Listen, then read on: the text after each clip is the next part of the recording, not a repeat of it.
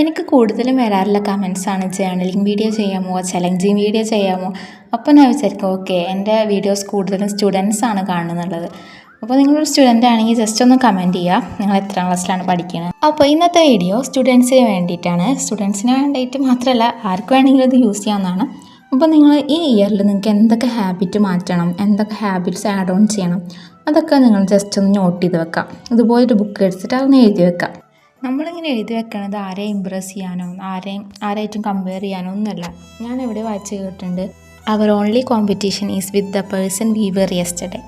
ഇന്നത്തെ നമ്മളെ ഇന്നലേക്കാൾ എങ്ങനെ ബെറ്റർ ആക്കാം, അങ്ങനെയാണ് നമ്മളിപ്പോഴും ചിന്തിക്കേണ്ടത്.